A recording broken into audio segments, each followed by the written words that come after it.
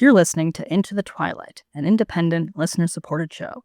Subscribe at patreon.com/intothetwilight for monthly bonus episodes, weekly shoutouts, a Patreon-only book club, and more. Thanks for support, and now, on with the show. Now tuning in to Earbud Media, audio for everyone.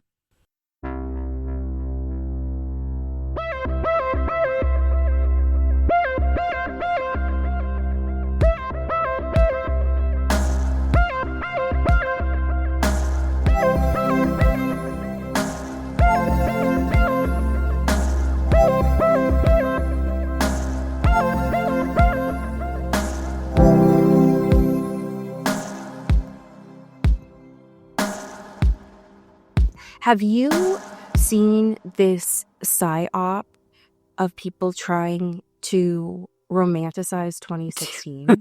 I'm so tired. I don't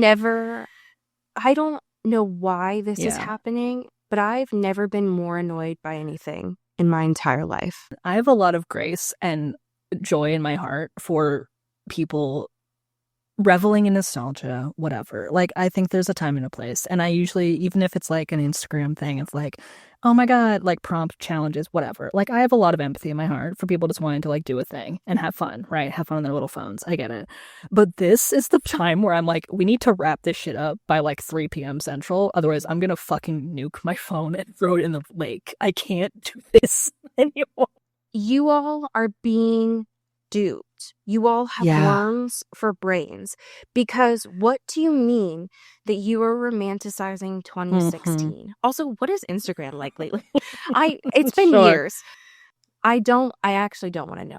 It's probably awful over there. But 2016 was one of the worst years of my life. I was working on my senior thesis for my bachelor's degree. I was doing that without ADHD medication because I didn't know that I had ADHD. So I was Sisyphus. Yeah, for sure. I was truly running up that hill. It was awful. I know that you all think like, oh, it was great because we were Pokemon going to those polls. Do you remember how those polls went, motherfucker? Do you? Because I do. Like, do we all have collective amnesia? What are we talking about? Like, it's kind of the big one in terms of years that I think we all were like, hey, not great, right? Kind of bad on a lot of fronts. Yeah, motherfuckers. I do miss how cheap Taco Bell was then. I do miss the rent prices back then. Totally. Okay? I'll agree with you on that, right? I do miss that the quality of food was better back then. And that's it. That's where I'll stop. Because nothing else was better back then. Please stop. My brows, awful. My makeup was matte. Okay? The photos that I took back then, awful. Please, for the love of Christ, make it stop. The only good thing to come out of 2016 was this podcast. Can I get an amen? And that's an amen, okay? That's the only thing we can be nostalgic and referential towards about the year 2016. I'm done. I can't do it anymore. And even that was a protest. It was born out of like true anger and spite. It truly was a resistance to hopelessness core. Yeah.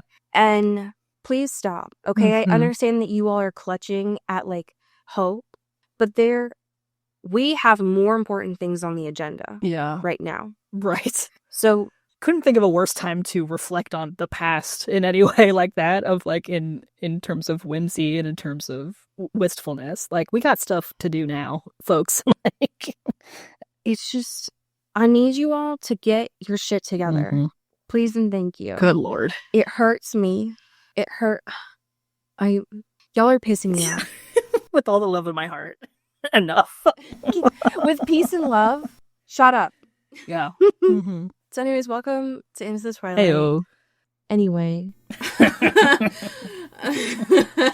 I need you all to lock in. Yeah, dude. Okay? Yeah. Even if I know that some of you, I'm not really a New Year's resolution person. I don't really believe in them.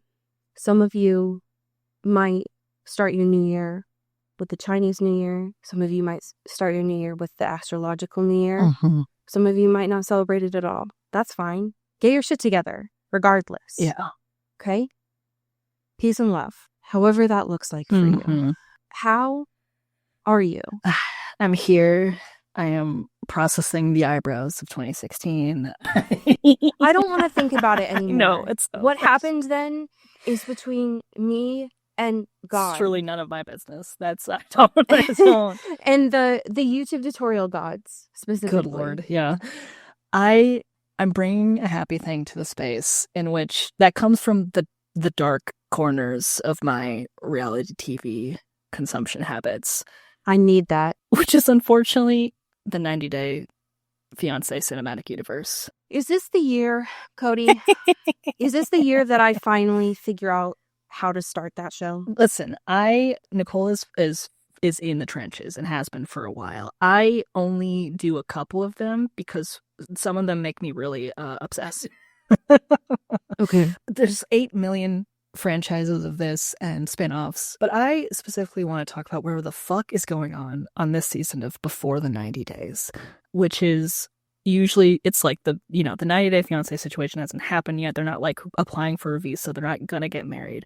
Some of these people are married. They just have never been in the same room physically together or have never like met them in person, which is wacky wild. Goals. And I specifically want to talk about this woman here, whose name is Laura. I'm bewitched by every new detail I find out about her, because she is a 5th grade teacher. Okay. And also on the side loves to write like romanticy erotica fan fiction. Okay, bitch. Let's go. We love to see. Has she put a spell on this man? He looks like he's getting his soul sucked out a little. So this man is Michael. This is not the man that she is dating. Uh-oh. But this is a man that I believe is her soulmate.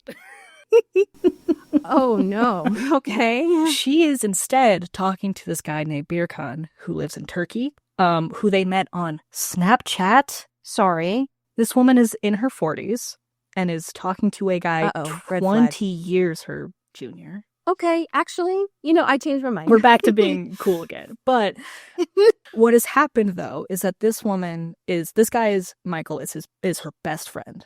And everyone is like, oh my God, you guys are so cute together. Oh. You guys should date. And at one point, she had feelings for him. And at one point, and I think currently, he has feelings for her.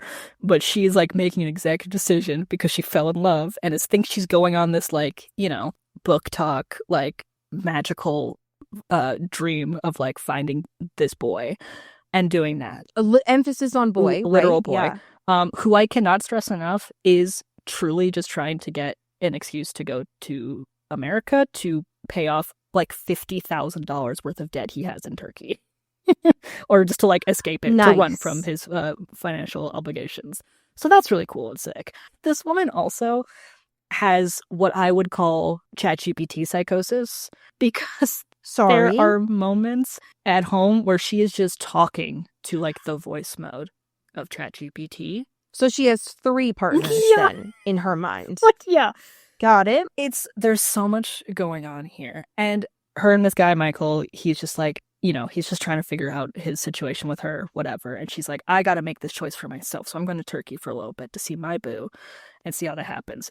Boo ends up being not into her at all, a little bit. He wants the money of a 5th grade teacher. Right. So none. Really going to tap into that financial vein for sure of riches, And what I also love about her is that she's also kind of girl bossing on this trip, because she's like, well, while I'm in Turkey, I might as well get some work done for cheap. Bitch. Okay, let's go. So it's really the roller coaster of like, it's so over, we're so back kind of vibe of like every new thing is like a totally different side quest, but it's also so like just a rich vein of what the fuck is going on here. This is an awful person who I'm unfortunately rooting for. Yes. So okay. I want her to win so bad, and I want her to realize that the little fantasy romance ending of her romantic life that she wanted has been in front of her the entire time, and she refuses to admit it. And she needs to find out for herself that this guy is bad before she realizes the guy that she did have is great. And the person in front of her referring to this wasting away sickly boy. Yes. A sickly man, right? Right. And not the device that's in front of her. Yes, completely. I need her to lock in. I need her to like get off the ChatGPT and get away from this 26-year-old boy and just let loose and vibe. It's wacky wild. There's a lot of wild couples on this show, but this woman has truly just burrowed deep into my psyche in a way that I can't get rid of her. I'm invested in this woman that I don't know. Yeah. Oh, yeah. Okay. All right. I always need another reality show to watch. I've just been so scared of 90 Day Fiancé. Yeah. Not necessarily the content, though that does warrant being scared of. It's just that I've never known where to start because there are like 16 spin-offs on them. Yeah. And that has scared me. But this woman's roller coaster-ass journey is very intriguing to me. I mean, because 90 Day Fiancé is the one with the memed guy, right? Who looks like a bowling ball. Big Ed. Okay. Yep, absolutely. Not his name being Big Ed. Legally, biblically, Big Ed. Yeah. Like a chef of a small town diner. Totally. Big Ed. Yeah. I didn't know that. There's a lot going on. Okay. Well, I do have Monday off, so maybe it's time for me to lock in to 90 Day Fiancé. Hell yeah, dude. Okay, 2026 is the year of 90 Day Fiancé for me. Hell yeah. Okay. How are you doing, my dude? I'm going to be honest with you. I almost brought the return of Nene Leakes this week. Yeah. But that wasn't enough. There wasn't enough meat on them bones for that. But I just want you all to know that I'm aware, and I'm getting back. I'm still watching Atlanta, but I'm getting back in. Totally. In preparation. Oh yeah. So, because that is a recession indicator, but like, it's a good one. Yeah. Truly a great testament to the power of forgiveness and time. You know what I mean? Just like anything can happen. Any bridge can be mended if you think about it. Andy, if ratings are low enough and he needs the money enough, Andy will bring you back. Totally. Yeah. So, Nene, I'm so excited because your presence was desperately missed within the Housewives. Oh yeah. What I'm bringing today is the much awaited conclusion of Troy reviewing Hozier's albums. Oh my goodness. So, y'all know Troy, H.C. Hayes. He has been on a years-long journey of reviewing Hozier albums and then making him shake his ass and cry. And he finally reviewed Wasteland Baby, which is a personal, well, all of Hozier's albums are my favorite, but this is a personal favorite of mine because it's a sophomore album, and I not only really enjoy this album, but it's always fun getting to watch Troy really lock in to the bog witch that is Hozier. Yes, totally. So, because he knew some of the songs on here, but it was very funny getting to listen and watch him react to track 9, which is Talk, because he apparently didn't know who Orpheus and Eurydice were. That's beautiful. Until this song. And people in his chat were freaking the fuck out because they were like, first of all, how do you not know who Orpheus and Eurydice are? And then they were like, you need to listen to Hades Town immediately. Yeah. So if that happens, I'm going to lose it. Also, Troy, I am aware that you have been watching all the Twilight movies on your Patreon. What the fuck's up? Yo. By the way, what are your feelings on Twilight? Come on the podcast. Absolutely. Thank you. I'm curious and I wanted to know that. Second of all, y'all might know, because it's been making the rounds on TikTok for years, one of my personal favorite songs, Would That I. Because I love it when Andrew yells in his songs. It's scary and also beautiful. So love this album. Hozier is one of my personal favorites, and I'm always appreciative of someone who not only uses it in his songs, like Nina cried Power, but also in his concerts, to be like, I'm not just going to make this like boilerplate statement about injustice, but I'm going to fucking speak on it too. So thank you, Hozier, you tall, beautiful Irish giant. Oh, God. I'm very grateful. We love to see it. Thank you for your work. So I love music. It's very great. We have a very short current event segment this week, which is good because we have a lot to talk about with this episode. Yeah. This current event piece rocks me to my core. God. Yeah. I haven't seen this movie. Have you seen this movie? I have not seen Marty Supreme yet, but it is high on the anticipation watch. Okay. Hopefully soon is the vibe. Okay. I've seen some scuttlebutt around this movie, and I don't know why. But this comes from People Magazine. Thank you to Dave Quinn. That's a cool name.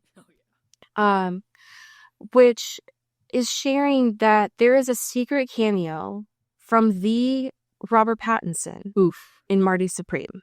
The amount of movies, Cody,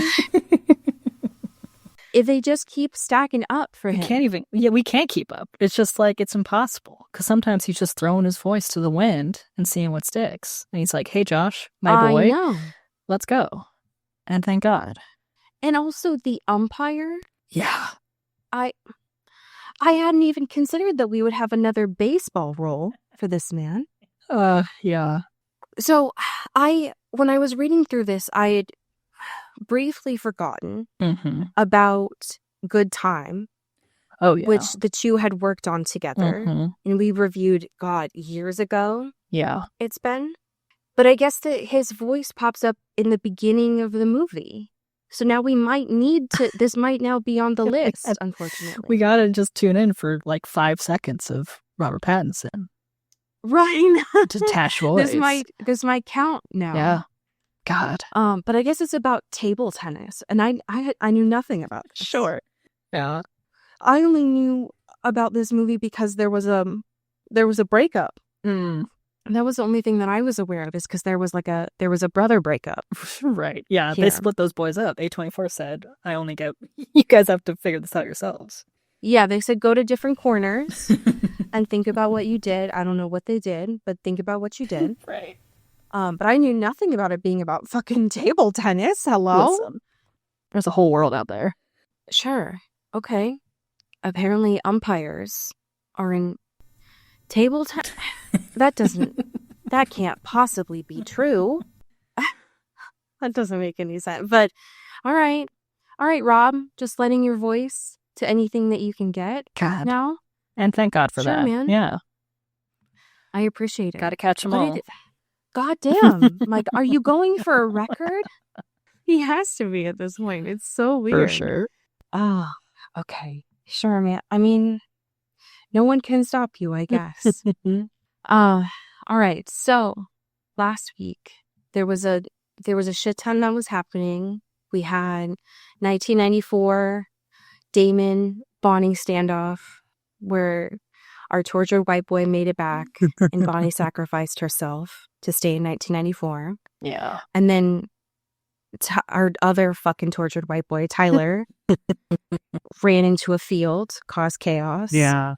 Because I guess Whitmore really loves corn maces. And then there was that really important Damon and Stefan hug at the end, which we saw in the recap.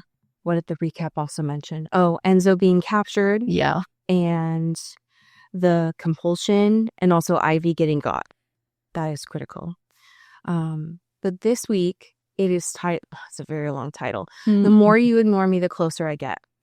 A little on the nose, I feel. It's just...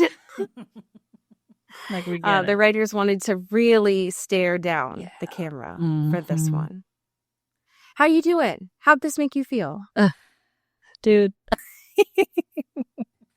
I will say that this is while it's a very emotionally I feel that episode, they kind of turned up the funny dial in a lot of moments here, which I appreciate. That's true.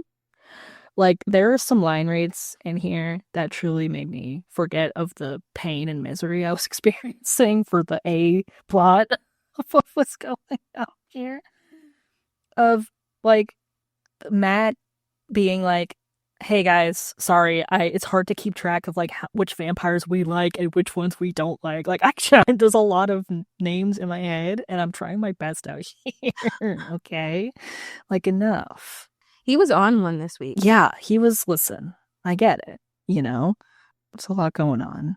No, I appreciated him this week because he was doing a little bit of snooping and sneaking Sure. in all of those files. Him just typing Mystic Fall deaths into the computer. Just fully searching Mystic Falls death.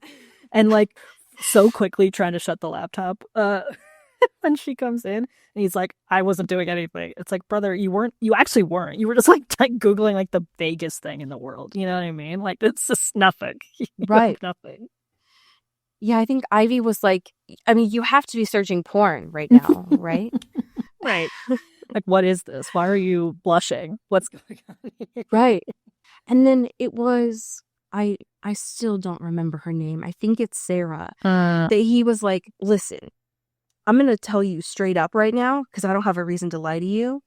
I know who your parents are. Yeah. You need to get the fuck out of this town really quick and not look back. And you need to go because if you stay here, Damon and Stefan, you're going to die really quick. And trust me, I know. Them out so fast. And like, not undeservedly, right? But like, just you can tell he's at his fucking limit. Because he was like, yeah, hey man, like, I understand what you're doing here. And like, if you're trying to look for family here, you're in the wrong fucking place. Because these dudes will fucking sell you out. And like, it's over. Like, you're better off just knowing that they're gone and it's over. And just like, get out of here. Because these boys cannot be trusted with your heart. With your time. And I am their bitch boy forever now. So just leave. Just get out while you still can. He was really like, I don't have room for another person in this van. I don't have the emotional capacity for this. So with peace and love, get the fuck out of my town. Yeah. Because I am a single mom who works 2 jobs. For real. And you seem like a nice person or whatever, but I don't have time to deal with whatever the fuck you have going on. So please leave. Yeah. And I think that that's really fair because Totally. I care about Matt. And the fact that he's right. He doesn't have time for this right now. Yeah, for sure. He's trying to keep this town on his shoulders. God, yeah. And then we got Enzo at the beginning of the episode being like, I don't want this Dixie cup full of blood. Just come here. Let me tap them veins. And he's like, Enzo, I have to work at the grill in like 2 hours. Can you not, please? Thank you. Can we not do this? There was also a really good Enzo line when him and Damon were in like the van. And the van? And Damon's like, why did Stefan sell you out? And he's like, probably jealous of my accent. I love that him. little shit. I miss those boys. I'm glad that, listen, Damon being back is obviously, there's a lot of other things connected to that are not going to be fully healed for a minute. But at least he has his little bitchy drinking dates with Enzo and with Rick just to feel something again. We're back. I also really appreciated because he had a really emotional reunion with Stefan at the end of last week. He had a pretty touchy, sentimental reunion with Rick this episode. Yeah. But then we get to Enzo and there's absolutely no emotion. No. They're just like, sup, brother? Yeah. Hey, man. Been here before, huh? Look at us, just getting right driven off to the great beyond. You and me, buddy. It's just back to us, about to die again, huh? God, he's so annoying. I loved it so much. His hair, by the way, and I know that they're trying to do this like frazzled, he's been in captivity thing. Very poofy, I will say. Quite poofy. Very, and not styled coiffed, but like very coiffed. Yeah. Like electrocuted coiffed. For sure. In it almost distractingly coiffed, I shall say. So I missed Enzo, I will say. Yeah. I'm glad that he was around this episode because I needed his quips. Yeah.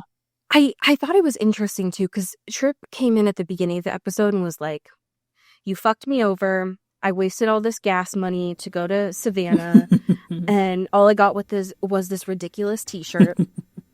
So you have 2 seconds before you need to start selling out all of these ridiculous people.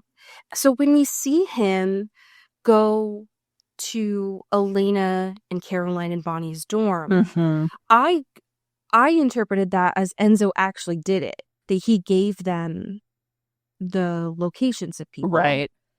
And the idea that Enzo sold out where Caroline and Elena were, that's bonkers to me. Yeah, this guy who is famously like anti-snitch. Right. You know? He's down to class. Like, he's a real one, right? Yeah. So I wish we would have been able to tell a little bit. And maybe the context actually is that he had Ivy's phone, and so he traced it to Caroline that way. Sure. And maybe we're not supposed to assume that it was Enzo. I don't know. Yeah. It just was wild to assume that, like, which one we're supposed to believe there. I just don't in my heart of hearts, I don't think that that's Enzo, because he doesn't. Yeah. He's a loyal guy. For sure. I don't know, man. But Trip is scary. Oh, yeah. Him and his little lackeys, whatever they got in those things are wild. What was I going to say?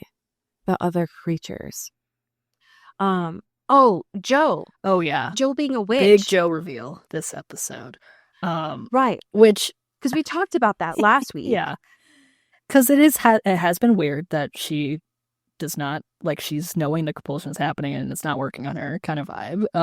And I do appreciate that she's just clocking Elena so bad of like, hey, what the fuck happened at the cornfield? You have only done a semester of medical school or like, beginner medical training. That seems a little suspicious. And Elena like tries to come up with an excuse, and she's like, I'll stop you right there. Like, I know what the fuck Rick is, and I know what you are, so don't you take any blood bags, and then we're good, right? And we got the drag race like snake rattle. Yes. Right? Totally, yes. That was permeating through it. And Elena's like, okay, you're being like awfully calm about this and not scared. What's up? Are you a witch? And Joe, so cuntily, is like, how about I don't ask anything about you, and you don't ask anything about me? How about that? And she's like, yeah, because Elena really did that, right? Yeah. She pointed at her and was like, witch. Yeah. Which is a wild thing to do, Elena, by the way, when your best friend is a witch. Yeah, at like 9 a.m. in public where there's like other students there. Like, hello? You know our healthcare system, Elena, that could get you actually locked up. Like, someone could 5150 you. Yeah, we can't do the witch allegations out here in the open. What's going on here? Right. You know how our community and like our country feels about women who just say shit like that. Yeah. Let's have a little decorum next time, okay? Let's work. But it was so nasty for Joe to bring her to that empty room. Oh yeah. And be like, so where is she? Oh, she's in class right now. Nasty work. Yeah. I like Joe, unfortunately. Joe is very interesting. The women who are doctors in this show do die. Yeah. Unfortunately. Especially the ones who are witches, which is a bummer because I do like, I've done a 180 on Joe. Yeah, for sure. Especially when, what was it? She said this line that was like, oh, I notoriously have a really bad love life. So it didn't make sense why he was saying all of these things to me. Yeah. Is very good. So here's my question for you. Is the twink also a witch? That's a good question. Because it still seems like just the magic is limited to the Mystic Falls border. Right. I think it's possible. Because he also wasn't fazed too much by that situation. Right. So maybe there's like a, wink, wink, nudge, nudge. I kind of know what's going on. But then also, oh no, I was thinking of the one with the ice, but she went across the border. Oh, yes. So right. It was just him. Yeah, right. I don't know, man. Is he giving big witch energy? But that means that he's also going to die, Right. I wouldn't mind it with him. Sure. I'm not really invested. But Joe, I'm kind of vibing with. Yeah. Especially when she went to Rick near the end of the episode and was like, so what's good, right? Are you having another cult emergency? And Rick, so I never stand up for Rick.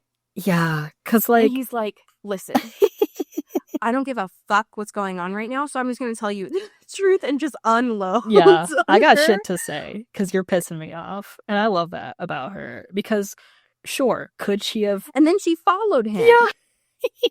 After that. Girl, The way... did you not just say that you had a really bad love life? Could that be why? Yeah, I think we're falling into patterns here, girl. I don't want to, make any assumptions. Could it be that you see someone with a who like yells at you and you're like, oh damn, all right, I kind of like that? Because like Joe, we are just crossing the Mystic Falls border, and Damon and Enzo freaking out, dying, right? But our Stefan's like, hey man, let's go. And like I love too that like the proximity, like distance magic here of like once they literally the sign is crossed, they're like, okay, we're good. Like they're heavy breathing, they're like, okay, everything's fine. And Rick still on the floor losing it, and it's like, all right, peace out, it's been real. Like I'm gonna do this. And Joe is like, no, not so fast. I'm gonna repair you medically, and I'm also gonna tell you what the fuck I have to say about how you've been handling this relationship. And I love that she's like, no, I'm not going to pull you across to the other side so you're not like, dying. We're going to do this the old-fashioned way while I give you a little talking to. I think that's great. also the fact that like Stefan, Damon, Enzo, Yeah. 3 vampires who could have very easily overpowered Joe Yeah. in that moment, who is on the Mystic Falls side, so does not, Right. her magic is not working, right? So they could have very easily overpowered just a human woman in that context to bring Rick over. Right. And yet they just watch it happen. Yeah, they're like, ooh, I don't think I should step in there, actually. Maybe it's his time to go. Right. Like, you guys just got him back. You know what I mean? Literally. It's been max, I think, 4 months in the context of the show. Yeah. And so she saves his life, but his human life, Right. not his vampire life. I think in the time of the show, max 20 minutes since Elena has realized, like, oh, damn, I do actually want to get my memories back. Dude, it sucks so bad. Like, it's because this... And the only person who can do that is Rick. We need like as a a witness vampire. protection program on some of these folks. And we've said this before, but like We've said this. They need a designated survivor. they need a designated survivor. And particularly if one is the like, number one bad boy vampire in the world that can do all of the stuff and nobody else can. Maybe we're a little bit more eyes on Rick and his whereabouts than some other people. Because if you lose that, then you lose all of the things that come with that. And they never consider this because they never consider more than 20 minutes ahead of what they're doing ever at any time. And that's generous.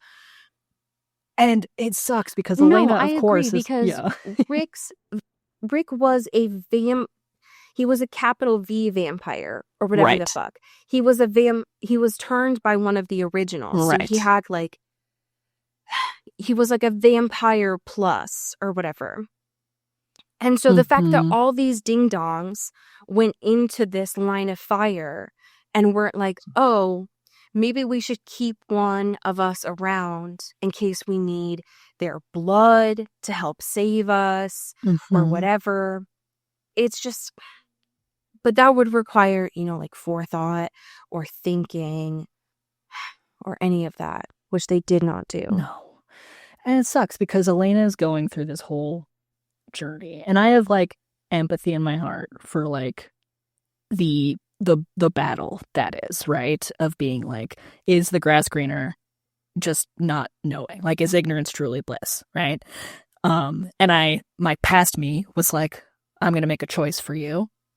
And you should follow that if you want to be happy, And she's having this sort of conversation with Rick and him being like, hey, so he's back, and like it would kind of make sense contextually if you had these memories, and you can do whatever you want with them, whatever, but like not having them is kind of just avoiding a problem or avoiding confrontation in that way, which is true. And she's like, no, I'm good. I'm so much happier now. Couldn't be less happy. I feel like Elena in this moment. I don't know what Elena thinks happiness is, but I don't think she's truly ever felt it really. And maybe no. Maybe this is what she thinks that is. I don't think she's actually living that truth in a real way.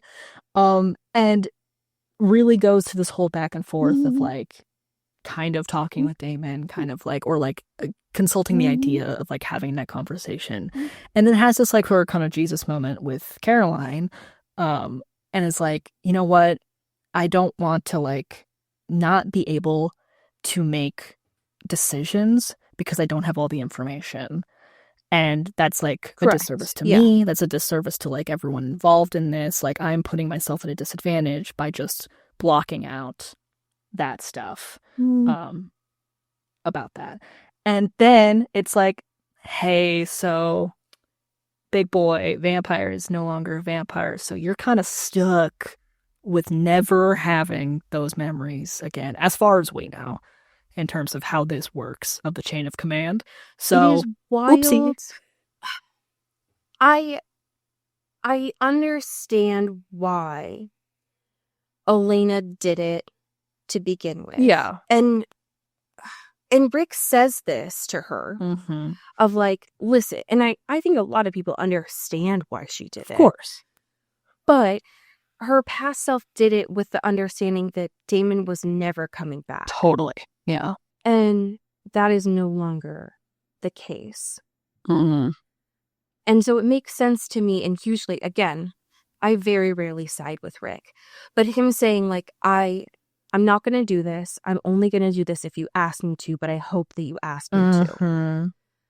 And I read that as not that he's hoping that she will, you know, like fall back in love with Damon or whatever, but more so like, I hope that you get the context of what's happening here.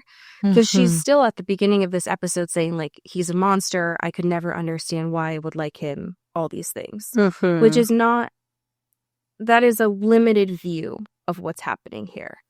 Because the Elena 4+ months ago would not have jumped out of a window to avoid seeing Damon. I mean, she might have like avoided seeing Damon, but I don't know that she would have jumped out of a window and then called Stefan to do so.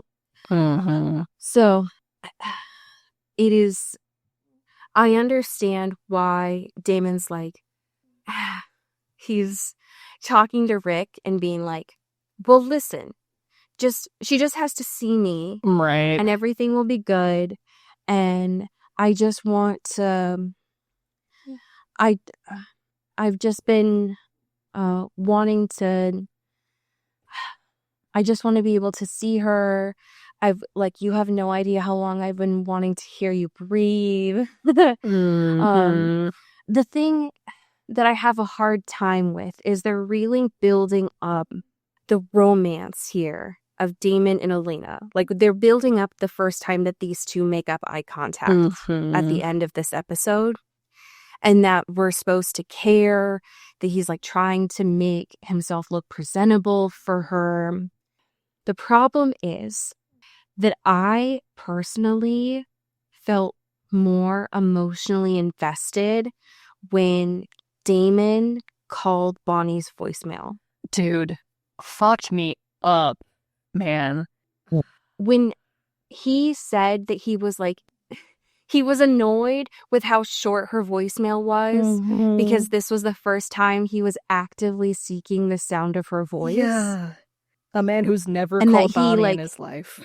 And is like, this is what your voicemail never, is. Meanwhile, right? the torture of Jeremy who's been calling this number. I might miss you. While he's sitting on her bed looking at a photo of her. Fucking me up, man. I'm so pissed. Because we're watching someone, Elena even mentions right at the beginning, Elena's like, what about Bonnie? Right? And we're watching Jeremy, again, the love of my life, fully crashing out about Bonnie. Yeah. And the only person who seems to care is Matt. Yeah. Because Elena is busy having her own crisis, and the person who she asked for help is Rick, and Rick's on a morphine drip. Right. And is now is incapable of doing so, but like Jeremy's justifiably crashing out about yes. it. Yeah. And so the only people right now who care about Bonnie are Jeremy and Damon. And so to get the two of them in that scene together meant so much to me, because he's like, why? Why are you here? And I expected it to be more angry. And so the fact that it wasn't necessarily angry, but him being like almost pleading. Yeah. It killed me. And Damon, too, in this moment is trying to protect Jeremy's feelings of, like, by making up stuff of being like, oh, it wasn't, like, I was there alone. Like, Bonnie wasn't there with me, you know? And to be like, oh, like, she wasn't there because she found peace. Like, she's in a better place. And I obviously had, like, unfinished business or whatever. And it sucks because it's not the truth, and Jeremy deserves the truth. But also, like, Damon is protecting his own feelings as well that he doesn't know how to deal with in that way. And it's so sad. It's so sad. And the fact that it seemed to, like, genuinely hurt Damon's feelings when Jeremy was like, but she hates you. Yeah. He's like, I can't tell you why you're wrong, but hey. I don't understand why would she be there with she doesn't even like you. Yeah. And he's like, Damon's like, I mean, you're right, but like, rude. Right. You missed out actually on a lot, and I'm not going to tell you about it, but there's stuff we don't know, my dude. It hurt. It hurt. Yeah. It hurt to see both of them grieving, because I understand. I understand that a lot of other people right now are dealing with fires that technically are more important or whatever. Sure.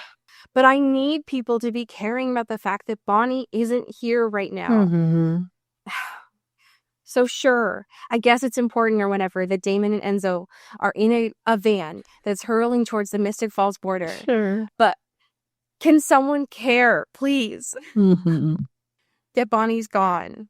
But right now it's just these two that are grieving.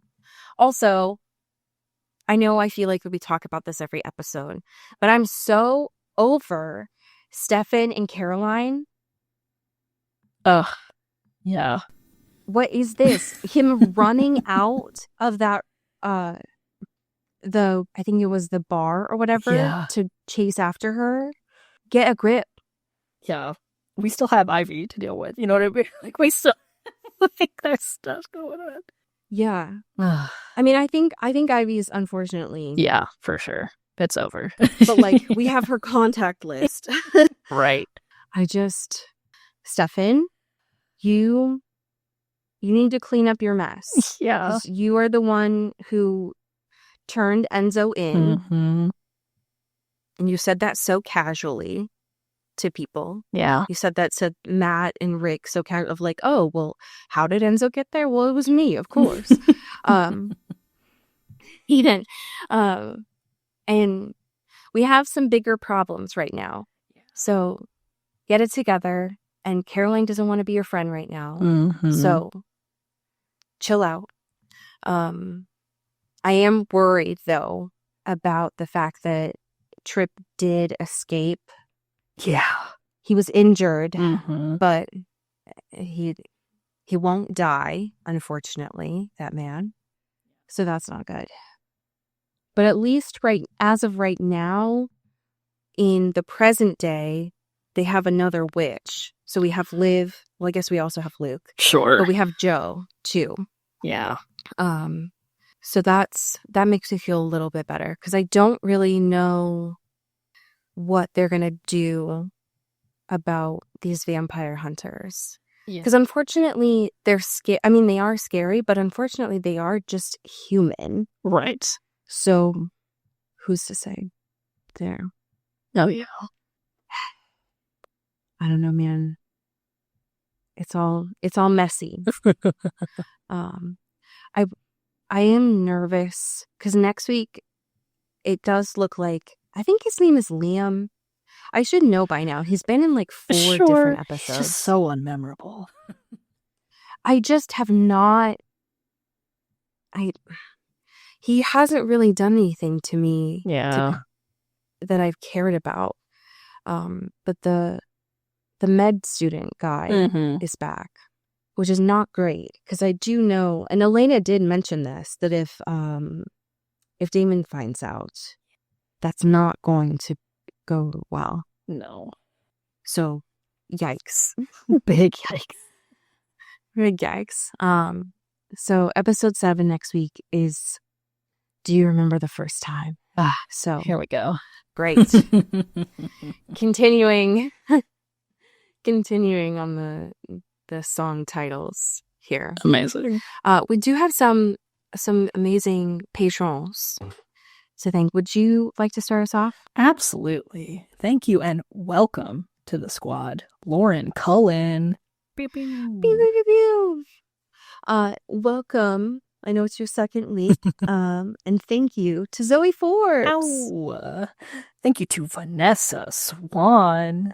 Oh. Ooh, thank you to Greg Lautner. Ow. Thank you to April Dobrev. Ooh, thank you to Vivi Salvatore. Pew, pew, pew. Thank you to Megan Pattinson. Ooh, thank you to Katya Karp. Ow. Thank you to Genevieve Morgan. Ooh, thank you to Danielle Burke. Ow. Thank you to Janae Bennett. Pew, pew, pew. Thank you to Rena Zeklos. Pew, pew. Thank you to Emily Ozera. Ooh, and last but certainly not least, thank you to Jaylene Ivishkov. Pew, pew, pew, pew. I have a fan fiction for you. This is by the author Cherish. Love.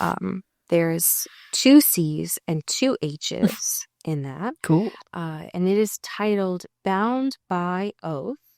The summary of this is Season 1 rewrite. Damon swore an oath to Emily Bennett, promising to protect her line in exchange for saving Catherine. Years later, he never would have guessed that he'd fall in love with Emily's youngest descendant. Bonnie Bennett feels incomplete, unaware of the powerful heritage that lies within her. Meanwhile, Damon Salvatore grapples with his desire for eternal life, haunted by the emptiness it brings.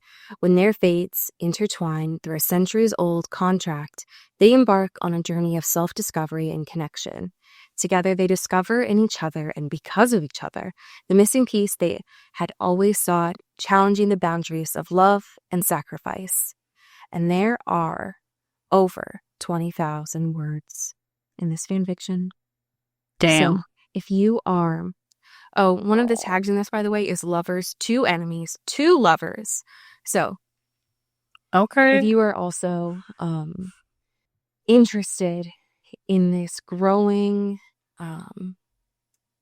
love, confusing relationship of Bonnie and Damon, then please enjoy by Cherish. Hell yeah.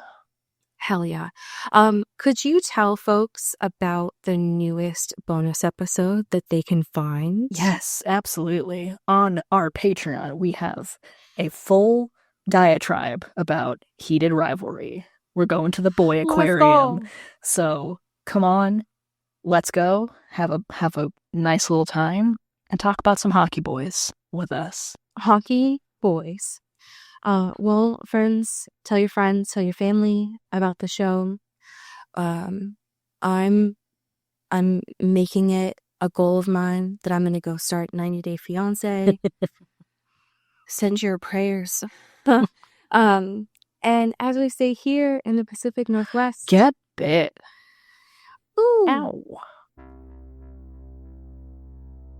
You've been listening to Into the Twilight, an independent production by Earbud Media. You can support the show by subscribing to our Patreon at patreon.com/intothetwilight or rate and review us on your favorite podcast app. You can send us a backstory or a fanfiction at intothetwilightshow@gmail.com. Our music is by Eli Krause, and our art is by Maddie Padilla. You can find me on Twitter at Cody Corral and Allie at Many Are the Stars. Thanks for listening.